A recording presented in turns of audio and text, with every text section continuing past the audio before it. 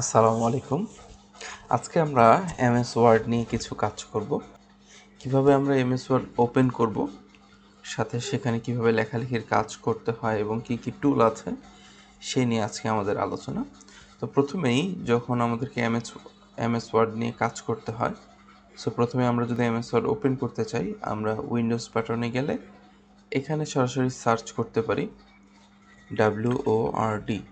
Word লিখলেই এখানে Microsoft word চলে আসবে। এখানে যার পিসিতে যেটা ইনস্টল করা থাকবে, যে ভার্সন, সেটা শো করবে। আমার যেহেতু 2010 সালের ভার্সনটি ইনস্টল করা আছে, তাই এটা এখানে শো করছে। অথবা আমরা সরাসরি এখানে সার্চ বারে লিখতে পারি ওয়ার্ড, এইভাবেও আমরা পেতে পারি। অথবা আরেকটা উপায় হচ্ছে, আমরা যদি মাউসের রাইট ক্লিক করি যে কোনো ফাঁকা জায়গায়, সেক্ষেত্রে এখানে নিউ নামে একটি অপশন, তার আন্ডারে মাইক্রোসফট ওয়ার্ড ডকুমেন্ট, এখানে ক্লিক করলেও এখানে আমাদেরকে রিনেম করার একটা অপশন আসছে। এখানে আমরা চাইলে যে কোনো একটি নাম সেট করে এটাকে যদি ওপেন করা হয়, তাও আমরা, যেটা এখানে চলে আসলো, আমরা ডাবল ক্লিক করলেও এমএস ওয়ার্ডে প্রবেশ করতে পারবো। ঠিক আছে? সো এইভাবে যে কোনো ওয়েতে আমরা চাইলে এমএস ওয়ার্ডে প্রবেশ করতে পারি। আচ্ছা, তাহলে আমরা যখন এমএস ওয়ার্ডে প্রবেশ করে ফেললাম, এটা হচ্ছে মূল ইন্টারফেস, যেটা আমরা ওপেন করার পরপরই এই জিনিসটা সামনে দেখতে পাবো। অনেক সময় আমাদের কাছে এইভাবে এটা না আসতে পারে, আমাদের এরকম অপশন আসতে পারে, এইভাবে আসতে পারে, যখন আমাদেরকে এরকম অপশন আসতে পারে অনেক সময়, তখন দেখা যাবে আমাদেরকে এখানে ব্ল্যাঙ্ক ডকুমেন্ট অথবা এখানে ক্রিয়েট অপশনে ক্লিক করতে হবে। অর্থাৎ আমরা যদি নতুন কোনো ফাইল নিয়ে কাজ করতে চাই, সেক্ষেত্রে এটা। আচ্ছা, এখানে কিছু অপশন আছে, এগুলোকে বলা হয় ফাইলের মধ্যে কিছু মেনু বার, যেমন save, save S, open, close, recent, print ইত্যাদি, এক্সিট, বের হয়ে যাওয়া ইত্যাদি। এখানে আমরা বুঝতে পারছি সেভ অপশনটি রয়েছে, অর্থাৎ আমরা যখন এমএস ওয়ার্ডে কাজ করব, প্রথম অবস্থায় প্রথমে আমাদেরকে এখান থেকে সেভ করতে হবে। দ্বিতীয়ত, সেভ অ্যাজ হচ্ছে আমরা যদি একই ফাইলকে অন্যান্য বিভিন্ন ফরম্যাটে বিভিন্ন লোকেশনে সেভ করতে চাই, সেক্ষেত্রে আমরা সেভ অ্যাজ করতে পারি। ওপেন হচ্ছে আমাদের এক্সিস্টিং কোনো ফাইল যদি অলরেডি পিসিতে থাকে, যেটা আমরা অলরেডি আগে কাজ করে এসেছি, সেটা যদি আবার ওপেন করতে চাই, সেক্ষেত্রে এটা। এবং ক্লোজ তো বুঝতেই পারছি, এটা আমরা বন্ধ করা। রিসেন্টে ক্লিক করলে আমরা রিসেন্ট যে কাজগুলো করেছি সব ফাইলগুলো শো করবে। আমরা এখান থেকে ক্লিক করে যে কোনো কাজকে আবার কন্টিনিউ করতে পারি। নিউ অপশন তো আমরা আলোচনা করলাম। নিউ বলতে আমি একেবারে যদি নতুন কোনো কাজ করতে চাই, সেক্ষেত্রে এখানে আমরা ব্ল্যাঙ্ক ডকুমেন্ট অথবা এখানে ক্রিয়েট ক্লিক করলে আমাদেরকে সে জায়গায় নিয়ে যাবে। এর বাইরেও এখানে কিছু টেমপ্লেট আছে, অথবা আমরা কি ধরনের কাজ করতে চাই, আমি কি রিজুম অথবা সিভি নিয়ে কাজ করতে চাই কিনা, ইনভয়েস বানাবো কিনা ইত্যাদি আলাদা ফরম্যাট আছে। আমরা স্পেসিফিক কোনো কাজ করতে চাইলে সেদিকে যেতে পারি, অথবা আমরা সরাসরি ব্ল্যাঙ্ক অথবা ক্রিয়েটে ক্লিক করব, তাহলে আমাদের এই ইন্টারফেসটা নিয়ে চলে আসবে। এখন এখানে লক্ষ্য করার বিষয় হচ্ছে, প্রথমত সবার উপরে যে অংশটুকু, এটাকে বলা হচ্ছে টাইটেল বার। এখানে টাইটেল বার অর্থাৎ যখন আমি আমার ফাইলটা কোথাও সেভ করা হয়নি, সেভ করিনি, তখন এখানে শুধু ডকুমেন্ট 1 অথবা ডকুমেন্ট 2 বা এইরকম অবস্থায় থাকবে। ঠিক আছে? কিন্তু আমি যখন ফাইলটি সেভ করব, অর্থাৎ আমি কন্ট্রোল এস ক্লিক করলাম এবং এটা যখন আমি নির্দিষ্ট কোথাও সেভ করতে চাই, আমি মনে করি ডাউনলোড অপশনে সেভ করব, আমি যেই নামটি দিব, নিউ নাম দিলাম এবং এখানে সেভ করলাম, তাহলে এখন আমার এখানে টাইটেল বারটা নিউ ডট ডক্স এইভাবে সেভ হয়ে গেল। তাহলে এখানে আমরা যেই নামে সেভ করব সেই নামটা এখানে শো করবে। এটা দেখে আমি বুঝতে পারবো আমি আসলে কোন ফাইলে কাজ করছি। এরপরে আমরা যদি এই দিকে লক্ষ্য করি, অর্থাৎ এখানে আমরা দেখতে পাচ্ছি file, home, insert, page layout, reference, mailing, review, view ইত্যাদি। এগুলোকে বলা হয় টাইটেল বার।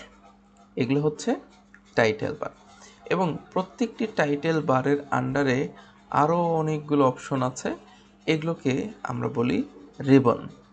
আচ্ছা, হোমের আন্ডারে এই সবগুলোকে বলা হচ্ছে রিবন। ইনসার্টে গেলে আবার নতুন কিছু ট্যাব ওপেন হবে, এগুলোকে বলা হয় রিবন। পেজ লেআউটে গেলেও আমরা রিবন দেখতে পাচ্ছি। আচ্ছা, এখন এই যে হোমে আসার পরে আমরা এই সবগুলোই রিবন, কিন্তু দেখা যাচ্ছে প্রত্যেকটায় আবার এভাবে আলাদা আলাদা গ্রুপ করা আছে এবং এদেরকেও গ্রুপ নামেই ডাকা হয়, ঠিক আছে? সো এগুলো হচ্ছে এক একটা গ্রুপ।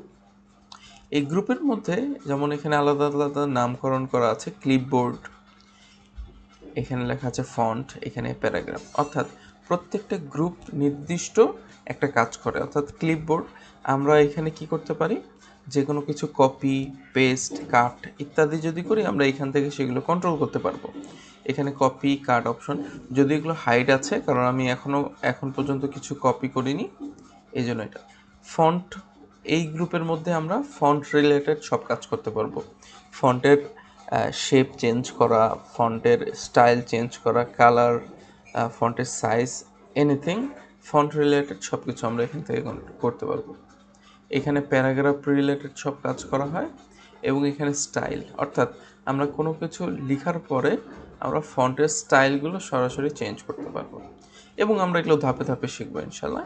এভাবে ইনসার্টের আন্ডারেও অনেক কিছু আছে।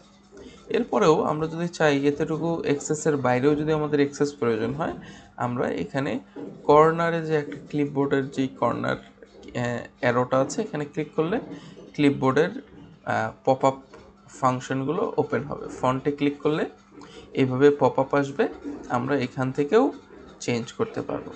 এখানে আমরা চাইলে ডিফল্ট কিছু ফন্ট সেট করে রাখতে পারবো, আমাদের মন মতো যে কোনো ফন্ট পছন্দের, সেগুলোকে শর্টকাট কি হিসেবে আমরা ব্যবহার করতে পারবো। আচ্ছা, তাহলে এখন আমাদের মূল যে কাজটা করতে হবে, আমি কি ধরনের পেজ নিয়ে কাজ করতে চাই সেটাকে আমাকে ফিক্সড করতে হবে, অর্থাৎ পেজের সাইজটা আমাদেরকে নির্ধারণ করতে হবে। আমি কি A4 সাইজ নিয়ে কাজ করব, নাকি A3, নাকি A4, নাকি লিগ্যাল ইত্যাদি। সো আমরা সাধারণত A4 সাইজটা ম্যাক্সিমাম ক্ষেত্রে ব্যবহার করে থাকি। সো আমাদেরকে সেই জন্য যেতে হবে পেজ লেআউটে। পেজ লেআউটে গেলে আমাদের অনেকগুলো রিবন ওপেন হবে। এর মধ্যে পেজ সেটআপ নামের যে রিবনটা, এই গ্রুপের মধ্যে থেকে আমরা মার্জিন সিলেক্ট করব। মার্জিন আমরা ন্যারো অথবা মডারেট রাখার চেষ্টা করব। আমরা মডারেটে ক্লিক করলাম। ওরিয়েন্টেশন, আমি কি এটা ভার্টিক্যাল নাকি হরিজন্টাল রাখবো, মানে আমি পেজটাকে লম্বালম্বি কাজ করছি নাকি শোয়ানো অবস্থায়, যেটাকে আমরা পোর্ট্রেট এবং ল্যান্ডস্কেপ মোড বলে থাকি। সো আমরা পোর্ট্রেট নিয়ে কাজ করছি এবং সাইজটা এখান থেকে আমরা ঠিক করতে পারবো। এখানে আমাদের A4 সাইজ দেওয়া আছে, A5, লেটার, লিগাল ইত্যাদি। সো আমরা সাধারণত A4 নিয়ে কাজ করি, জন্য A4 সিলেক্ট করলাম। এখন পুরো পেজটা আমার A4 এর মতো হলো এবং এখানে যে অংশটুকু আছে এটাকে আমরা কি করতে পারি, এটাকে জুম লেভেল বলা হচ্ছে, অর্থাৎ আমি আমার পেজটা আমার পছন্দ মতো বড় ছোট করে নিয়ে কাজ করতে পারবো। এখানে একটা অপশন হচ্ছে পেজের বর্ডার, অর্থাৎ অনেক সময় দেখা যায় পেজের চারপাশে সুন্দর কিছু ডিজাইন করা থাকে যেটা বর্ডার দেওয়া থাকে। আমরা চাইলে এখান থেকে যে কোনো শেপের, যে কোনো ধরনের বর্ডার, যে কোনো থিকনেসের বর্ডার দিয়ে ওকে করলে এই যে এখানে বর্ডার চলে আসবে এবং এটা আমরা চাইলে কাস্টমাইজ করে যে কোনো ওয়ে করতে পারবো এই অপশন থেকে। আচ্ছা, এরপরে এখানে একটা অপশন আছে, এটা হচ্ছে ওয়াটারমার্ক। ওয়াটারমার্ক আমরা অলরেডি সবাই বুঝি, সেটা হচ্ছে আমরা যে কোনো কনফিডেন্সিয়াল যদি ফাইল হয়, যেটা আমরা চাই যে আমাদের কাছেই থাকুক, অন্য জায়গায় যেন কেউ কপি করতে না পারে, সেই ক্ষেত্রে পেজের মধ্যে আমরা ওয়াটারমার্ক দিয়ে থাকি, যেটা একটা জল ছাপ থাকে। হ্যাঁ, অর্থাৎ ফন্টের প্রথম পেজে তো যে যতটুকু কাজ থাকেই, পেছন দিকে মনে হচ্ছে আমার পেজের ভেতরের দিকে একটা জলছাপ যেন দেওয়া থাকে, এই যে এইরকম। যদিও এটা খুবই হালকা জলছাপ দেওয়া থাকে, এখানে আমরা বিভিন্ন ব্যক্তির নাম, প্রতিষ্ঠানের নাম ইত্যাদি দিতে পারি এবং এটা যদি আমরা নিজেদের মতো দিতে চাই তাহলে এখানে কাস্টম ওয়াটারমার্কে যেতে হবে। কাস্টম ওয়াটারমার্কে গেলে আমরা চাইলে এখানে পিকচার দিতে পারি, আমাদের কোনো প্রতিষ্ঠানের লোগো বা ছবি দিতে পারি, অথবা টেক্সট ওয়াটারমার্ক দিলেও হবে। সো এখানে যদি আমরা লিখে দিই বিডি স্কিল আইডি। তাহলে এবং আমরা চাইলে এখান থেকে কালারটাকেও কন্ট্রোল করতে পারবো। আমরা বোঝার স্বার্থে আমি লাল দিচ্ছি যাতে এটা একটু বোঝা যায়। এই যে, তাহলে এখান থেকে আমার ওয়াটারমার্কটা চলে আসলো, বিডি স্কিল আইডি। এবং এটার আমরা চাইলে স্টাইল চেঞ্জ করতে পারবো। হ্যাঁ, আমরা চাইলে যে কোনো দিকে এটাকে মুভ করতে পারবো। এটা হচ্ছে ওয়াটারমার্কের কাজ। আচ্ছা, আমরা চলে আসি শুরুতে। প্রথমত যেহেতু এমএস ওয়ার্ড আমরা ব্যবহার করছি কিছু লেখালেখির জন্য, তাহলে প্রথমেই আমরা সেই কাজটি করে থাকি। আমরা প্রথমে যদি কোনো কিছু লিখতে চাই, মনে করেন আমি লিখছি বিডি স্কিল আইটি এবং এটা আমি হেডিং দিতে চাই, তাহলে যে কোনো লেখা সিলেক্ট করতে হবে। আমরা চাইলে এই প্যারাগ্রাফের গ্রুপ থেকে এটার অ্যালাইনমেন্টটা ঠিক করতে পারি, এটা কি সেন্টারে থাকবে নাকি সাইডে থাকবে না কোন পাশে থাকবে, আমি মিডিলে নিচ্ছি। এবং এইটার ফন্ট যদি আমি বড় করতে চাই, অর্থাৎ এটা খুব ছোট হয়ে গিয়েছে, সো আমরা এই যে এখান থেকে দেখা যাচ্ছে গ্রো ফন্ট এবং এটাকে বলা হচ্ছে শ্রিঙ্ক ফন্ট, অর্থাৎ এটাতে আমরা ক্লিক করলে সিলেক্টকৃত ফন্টগুলো বড় হতে থাকবে এবং শ্রিঙ্ক করতে চাইলে সেটাই ছোট হতে থাকবে। আমরা এইভাবে ছোট বড় করতে পারি, অথবা আমরা এখানে চাইলেও অ্যারোতে ক্লিক করে এইভাবে বড় ছোট করতে চাই। আমার যতটুকু সাইজ প্রয়োজন, আমার 36 সাইজটা প্রয়োজন, তাহলে আমি এইভাবে দিতে পারি। অথবা আমার যদি স্পেসিফিক কোনো কিছু প্রয়োজন, আমি এখানে সরাসরি লিখেও দিতে পারি, তাহলে সেভাবেও কাজ করবে। তাহলে এটা গেল ফন্টের সাইজ। এখানে লেখা আছে ক্যালিব্রি বডি, অর্থাৎ এটা একটা ফন্টের নাম। আমরা এখানে ক্লিক করলে অথবা এই অ্যারোতে ক্লিক করলে সেগুলোও চেঞ্জ করতে পারবো। ঠিক আছে, এখান থেকে আমরা আমাদের মন মতো যে ফন্টটা প্রয়োজন সেটা সিলেক্ট করতে পারি, অথবা চাইলে আমরা লিখতেও পারি। যেমন টাইমস নিউ রোমান যদি আমি লিখি, এই যে অলরেডি চলে এসেছে, এন্টার করলে পুরো ফন্টটা টাইমস নিউ রোমানে সিলেক্ট হয়ে গেল। এখন আমাদের যে জিনিসটা খেয়াল রাখতে হবে, আমি কোনো কিছু অ্যাপ্লাই করতে হলে অবশ্যই সিলেক্ট করতে হবে, সেই জায়গায় অ্যাপ্লাই হবে। যেমন আমার মাউসের কার্সারটা যদি এখানে থাকে এবং আমি যদি ফন্টের সাইজ বাড়াতে বা কমাতে চাই, তাহলে হিসাব মতো এখানে বাড়ছে কমছে, কিন্তু আমার ফন্টের উপর কোনো ইফেক্ট আসছে না, অর্থাৎ আমি কোনো কিছু সিলেক্ট করিনি এখনও। তাহলে আমাকে কোনো কিছু এভাবে সিলেক্ট করতে হবে। এখানে যে অপশনগুলো দেখতে পাচ্ছি এটাকে বলা হয় বোল্ড অপশন, অর্থাৎ এখানে ক্লিক করলে লেখাটা আমার বোল্ড হবে, এটা দিলে আনবোল্ড হবে। এখানে এটাকে বলে ইটালিক, অর্থাৎ লেখাটা আমার কিছুটা বাঁকা হয়ে যাবে ক্লিক করলে, আবার আনক্লিক করলে সেটা কি হবে, আগের অবস্থায় আসবে। এবং এইটা কোনো কিছু যদি আমরা আন্ডারলাইন করতে চাই সেক্ষেত্রে এইভাবে আন্ডারলাইন হয়ে যাবে। ঠিক আছে, সো এইভাবে এই জিনিসগুলো করা যায়। এখন আমরা যদি আরও কিছু করতে চাই, কালার নিয়ে কাজ করতে চাই, সো আমাদের পুরো ওয়ার্ডের মধ্যে 3 ধরনের কালার থাকে। একটা হচ্ছে আমরা কি ফন্টের কালার চেঞ্জ করতে চাই কিনা, আরেকটা হচ্ছে হাইলাইট কালার, আরেকটা হচ্ছে ব্যাকগ্রাউন্ড কালার অথবা বাইরের কালার। আচ্ছা, আমি র্যান্ডমলি কিছু টেক্সট নিয়ে নিচ্ছি। আচ্ছা, এখানে আমরা দেখতে পাচ্ছি আমি কোনো কিছু লিখতে গেলেই লেখাটা বোল্ড অবস্থায় আছে এবং আন্ডারলাইন অবস্থায় আছে, এবং এই জিনিসটা আমরা বুঝতে পারছি এই জায়গায় যে অপশনগুলো এনেবল হয়ে আছে সেগুলো কিন্তু অ্যাপ্লাই হচ্ছে। আমি চাইলে সেটা সিলেক্ট করে এগুলোকে আনক্লিক করতে পারি, তাহলে দেখা যাচ্ছে আমি কোনো কিছু টাইপ করলে সেগুলো আর অ্যাপ্লাই হচ্ছে না। এখানে আমি যে জিনিসটা করব, আচ্ছা আমার হচ্ছে ক্যাপস লক ওপেন আছে, তাই সবগুলোই হচ্ছে ক্যাপিটাল লেটার হচ্ছে। এখানে আমি যে জিনিসটা করলাম, আমি র্যান্ডমলি কিছু লেখা নিয়ে আসলাম। এখন এটা কিভাবে করতে হয়, এটা মূলত আমরা শর্টকাট কি ইউজ করেছি। শর্টকাটটা হচ্ছে আমরা যদি লিখি ইকুয়াল, অর্থাৎ আমরা যদি ইকুয়াল সাইন দেই এবং লিখি র্যান্ড এবং যদি এরকম ফার্স্ট ব্র্যাকেট দিই, আমরা চাইলে এখানে কন্ট্রোল করতে পারবো আমরা র্যান্ডম কতটুকু লেখা আনতে চাচ্ছি। আমি 2টি প্যারাগ্রাফ এবং 2টি করে লাইন আনতে চাচ্ছি, এবং এখানে যদি আমি এন্টার ক্লিক করি তাহলে 2টি প্যারাগ্রাফ এবং 2টি লাইন নতুনভাবে সংযুক্ত হয়ে যাবে। আচ্ছা, এখন আমি যে জিনিসটা দেখাতে চাচ্ছিলাম সেটা হচ্ছে কিভাবে এটাকে আমরা কালার করতে পারবো। আমি প্রথমে বলছিলাম প্রথমত আমরা যদি টেক্সটটাকে কালার করতে চাই তাহলে এই অপশনটা হচ্ছে টেক্সট কালার বা ফন্ট কালার। ওকে, ফন্ট কালার। তাহলে এখানে ক্লিক করলে শুধু ফন্ট বা টেক্সটটা কালার হয়ে যাবে। ঠিক আছে, আমি যতটুকু কালার করতে চাই সিলেক্ট করব এবং আমি এই অ্যারো থেকে চাইলে আমার মন মতো কালার সিলেক্ট করতে পারবো। এইভাবে আমরা ফন্ট কালার করতে পারবো। এরপরে আমাদের আরও কিছু কালার আছে। আমি যদি এটাকে সিলেক্ট করি এবং এর পাশেই দেখা যাচ্ছে এটাকে বলা হয় হাইলাইট কালার। ওকে, অর্থাৎ আমি চাইলে হাইলাইট করতে পারবো এবং হাইলাইট কালারটা আমরা ভালোভাবেই বুঝি, এটা হচ্ছে ব্যাকগ্রাউন্ডে একটু কালার করা, অর্থাৎ ফন্ট বা টেক্সটের পেছনে কোনো কিছু কালার করা। অর্থাৎ আমরা অনেক সময় বই যখন দাগাদাগি করি হাইলাইট পেন দিয়ে, তখন যেরকম আসলে ফিলটা আসে, এই কালারটা মূলত এটা ফন্টকে কালার না করে পেছন পাশটা কালার করে।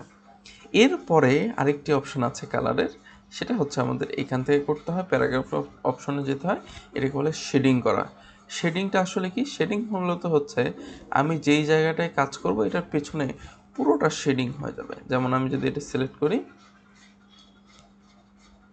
কিছুটা এইরকম। এখন এখানে একটু হাইলাইট এবং এটার মধ্যে পার্থক্য হচ্ছে আমি যখন শেডিং ক্লিক করলাম তো পেছনটা যে কালার হয়েছে ফন্টটা তার সাথে ম্যাচিং করে অন্য কালার হয়েছে। ঠিক আছে, হাইলাইটের ক্ষেত্রে কিন্তু শুধু ব্যাকগ্রাউন্ডটা কালার হয়েছে এবং যখন আমি শেডিং দিলাম তখন দেখা যাচ্ছে ব্যাকগ্রাউন্ডটা আমার একটা নির্দিষ্ট কালার হয়েছে এবং ফন্টটা কিন্তু সাদা কালারের হয়ে গেছে। হ্যাঁ, এখন এখানে বিষয় হলো যে আমার ফন্ট ছাড়া পিছনের অংশটা কি হবে?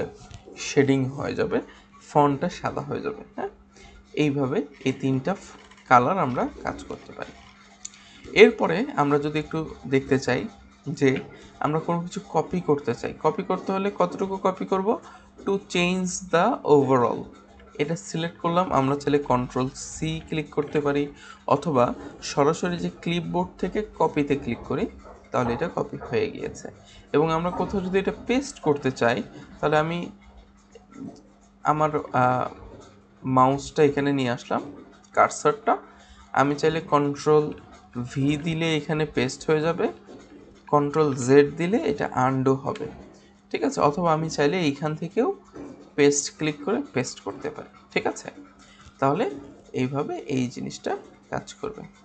আমি যদি এখন চাই যে আমি একটা নতুন পেজ নিয়ে নিলাম, আমি যদি এখন চাই যে কোনো কিছু ইনসার্ট করব, বিশেষ করে আমাদের ওয়ার্ডের মধ্যে টেবিলের কিছু কাজ থাকে, তাই না? আমরা টেবিল নিয়ে কিছু কাজ করতে পারি। সো আমাদেরকে সেই জায়গা থেকে ইনসার্টে ক্লিক করতে হবে। আমরা চাইলে এখানে টেবিল অপশন আছে, এই টেবিল নিয়ে আমরা কাজ করতে পারি। এখানে আমাদেরকে আমরা চাইলে সরাসরি এখানে আমাদের যে অপশনটা আছে এখান থেকে আমার কি পরিমাণ সাইজ প্রয়োজন সেটা আমি এখান থেকেই পছন্দ করে নিতে পারি। আমার কতগুলো রো কতগুলো কলাম প্রয়োজন। সো আমরা এই যে এইগুলোকে আমরা বলা হচ্ছে, এগুলোকে আমরা বলি কলাম এবং এই বরাবর এগুলোকে বলি রো। এবং আমরা যখনই সিলেক্ট করছি উপরে আমরা দেখতেই পাচ্ছি 3:6 অথবা 4:6 এইভাবে লেখা আসছে। সো আমরা মন মতো এখান থেকে ইনসার্ট করতে পারি। এরপরেও যদি মনে হয় যে না আমার এই কয়টা দিয়ে কাজ হবে না, তখন আমি আবার ইনসার্টে গিয়ে টেবিলে যাওয়ার পর ইনসার্ট টেবিলে ক্লিক করব, করে আমার মন মতো কতগুলো কলাম লাগবে এবং কতগুলো রো লাগবে সেগুলো ঠিক করতে পারি। সো আমি যদি 5টি রো এবং 3টি কলাম দেই, ওকে করি, তাহলে এই যে কি হলো 5টি রো, অর্থাৎ 1টি 2টি 3টি 4টি 5টি লম্বালম্বি রো এবং কলাম হচ্ছে 1টি 2টি 3টি। ঠিক আছে, আমরা সেই জিনিসটাই কিন্তু এখানে করলাম। ঠিক আছে, আচ্ছা, এটা হচ্ছে টেবিল নেওয়া। এখন আমি এখানে চাইলে কিছু লিখতে পারি, নেম, তারপর হচ্ছে অ্যাড্রেস ইত্যাদি এভাবে লিখতে পারি। এখানে আমাদের একটা অপশন আছে, আমরা যদি পেজ ব্রেকে ক্লিক করি তাহলে দেখা যাচ্ছে এখান থেকে আমার পেজটি ভেঙে নতুন পেজ আমরা পেয়ে যাচ্ছে। মানে আমি যে জায়গায় ব্রেক করব সেখান থেকে পেজটা ভেঙে যাবে বা কেটে যাবে। এরপরে ব্ল্যাঙ্ক পেজ দিয়ে নতুন পেজ আনা ইত্যাদি কাজগুলো আমরা চাইলেই করতে পারি। এরপরে আমরা যদি এখানে চলে আসি টেবিলে এবং আমাদের যদি এখান থেকে মনে হয় যে আমাদের এই টেবিলটা 2 অংশে ভাগ করা প্রয়োজন, তখন আমরা চাইলে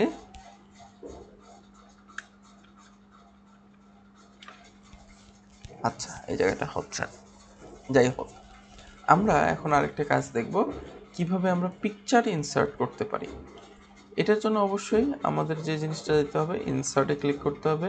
এখানে সরাসরি ইনসার্ট পিকচার অপশনটিই আছে, আমরা চাইলে এখান থেকে সরাসরি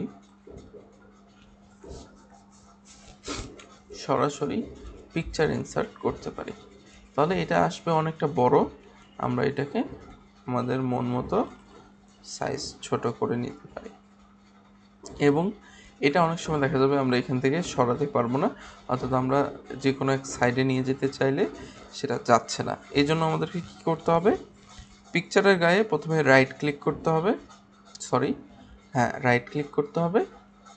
করার পরে এখানে র্যাপ অপশনটি আছে, ঠিক আছে। এটা আসার পরে আমরা যদি বিহাইন্ড দ্য টেক্সট এই অপশনটাতে দিয়ে দিই, তখন আমরা চাইলে এটা যে কোনো জায়গায় সরাতে পারবো। ইভেন আমরা টেবিলের পিছনে নিতে পারছি, মানে বিহাইন্ড দ্য টেক্সট, অর্থাৎ আমাদের যে কোনো লেখার পিছন দিকে আমরা এটাকে সরাইতে পারবো, ঠিক আছে। সো আমরা এটাকে যে কোনো জায়গায় ফিক্স করতে পারছি। আমরা এই ছবির ফরম্যাট থেকে চেঞ্জ করতে পারবো, এর শেপের যে সাইজ বা ডিজাইন ইত্যাদি আমরা চেঞ্জ করতে পারবো এখান থেকে। আমরা এখান থেকে অসংখ্য কিছু টেমপ্লেট আছে, আমরা সেগুলো নিয়ে নিতে পারি। এখানে রেবনে অপশনে আমরা চাইলে এটাকে ক্রপ করা, এটা কাস্টম হাইট এবং ওয়াইড ফিক্সড করা ইত্যাদি সব কাজগুলো আমরা এখান থেকে করতে পারবো। এরপরে আমরা যদি কোনো কিছু শেপ নিতে চাই, এটা খুবই ইম্পর্টেন্ট, সেটা হচ্ছে এমএস ওয়ার্ডে কোনো কিছু শেপ নেয়া। আমরা এখানে ইনসার্টে ক্লিক করব, শেপে ক্লিক করলে আমাদের মন মতো যে কোনো শেপ আমরা নিতে পারি। আমাদের যদি মনে চায় আমরা এই শেপ নিব, তাহলে আমরা সেই শেপটা এভাবে নিতে পারি। ইভেন এই শেপকে আমরা 3 ধরনের কাজ করতে পারি। শেপ ফিল, অর্থাৎ পুরো শেপের কালারটা কী হবে সেটা আলাদা করতে পারি।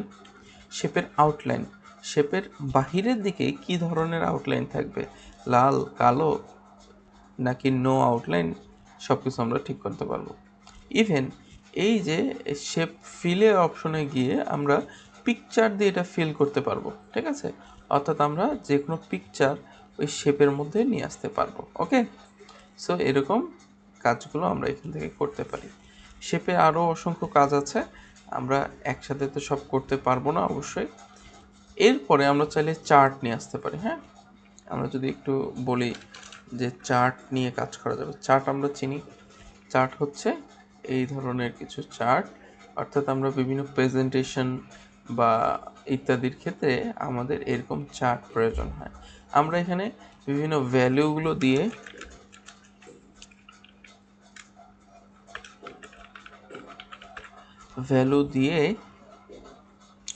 সেই জিনিসগুলো লিখতে পারি। ওকে,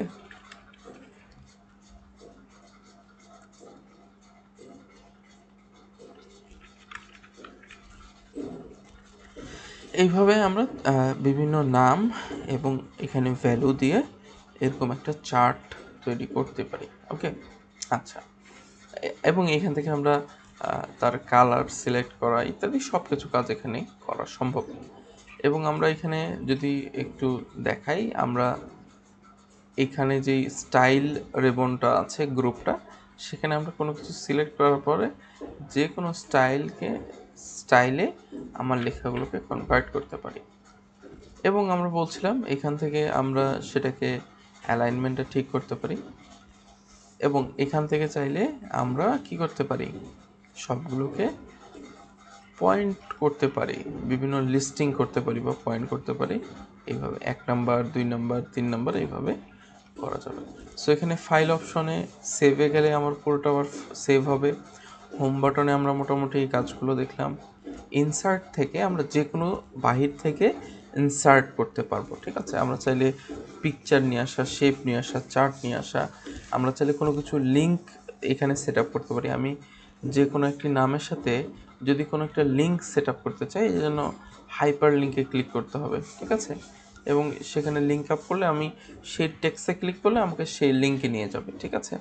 এইভাবে অসংখ্য কাজ আছে। আমরা চাইলে এখানে হেডার এবং ফুটার নিয়ে কাজ করতে পারবো। হেডার ফুটার হচ্ছে অনেক সময় দেখা যায় আমরা বিভিন্ন বই বা ডকুমেন্ট পড়লে বই বা ডকুমেন্টের উপরের অংশে কিছু লেখা থাকে, বইয়ের নাম, অধ্যায়ের নাম বা চ্যাপ্টারের নাম ইত্যাদি, এবং এটা কন্টিনিউয়াসলি প্রত্যেকটা পেজে থাকে, পেজের পেজ সংখ্যা ইত্যাদি থাকে। সো এগুলো তো প্রত্যেকটা এডিট করা সম্ভব না। এটা আমরা হেডার বা ফুটার এডিট করলে এটা প্রত্যেকটা বইয়ে সেভাবে সেভ হয়ে যাবে। এরপরে হচ্ছে আমরা টেক্সট বক্স নামে একটি অপশন দেখতে পাচ্ছি। এটাতে ক্লিক করলে আমরা এরকম একটা টেক্সট বক্স নিতে পারবো এবং এটা আমরা চাইলে যে কোনো জায়গায় সরাতে পারবো। ওকে, অর্থাৎ আমাদেরকে এইভাবে টেক্সট বক্স আকারে পাবো এবং এটা আমরা এখানে এডিট করতে পারবো। একইভাবে কালার দেয়া থেকে শুরু করে সব কাজ করা যাবে এবং এটা আমরা যে কোনো ওয়েতে কন্ট্রোলও করতে পারবো। মেইলিং অপশন, এখান থেকে এটার অনেক অপশন, অনেকগুলো কাজ আছে। এর মধ্যে আমরা অনেক সময় অ্যাডমিট কার্ড তৈরি করা, বিভিন্ন বইয়ের কাজ করা ইত্যাদিগুলো এখান থেকে করে থাকি।